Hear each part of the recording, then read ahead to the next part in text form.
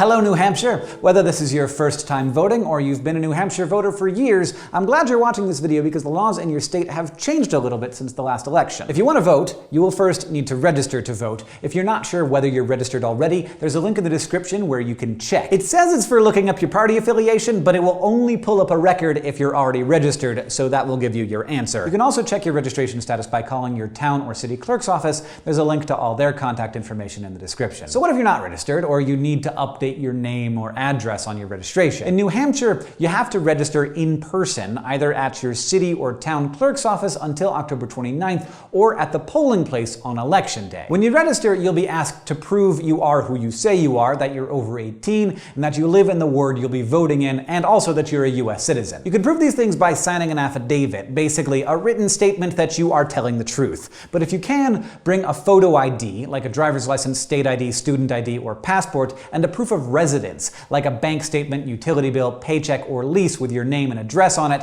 to help the registration process go more smoothly. There's a link in the description where you can find your clerk's office to go get registered, but also remember, you can register at the poll on election day. So once you're registered, you get to vote. In most cases, you're going to be voting in person on November 8th in New Hampshire, unless you'll be out of town on election day or have a disability, religious belief, or a work shift that doesn't allow you to get to the polls. If any of those situations apply to you, there's a link below where you can apply for an absentee ballot. There's no specific deadline to request it, but the sooner you do it, the better. They'll start sending out ballots around October 8th. Once you apply, you'll get your ballot in the mail, and all you have to do is fill it out at your own pace and mail it back before November 8th, or drop it off at your clerk's office by November 7th. For the rest of you, you'll need to head to the polls on November 8th. You can look up where you need to go vote using the link in the description. The hours that polls are open vary from town to town, but that same link where you look up your polling place will tell you exactly when it's open. You'll need to bring a photo ID with you, like a driver's license, state ID, passport, student ID, or military ID. If you don't have one of those, you may still be allowed to vote if you sign an affidavit that says that you are you. If you have any questions, don't be afraid to ask the poll workers. Remember, they are there to help you vote. If you want to see everything that's going to be on the ballot ahead of time, which I suggest you do, you can go to your local clerk's website to find a sample ballot.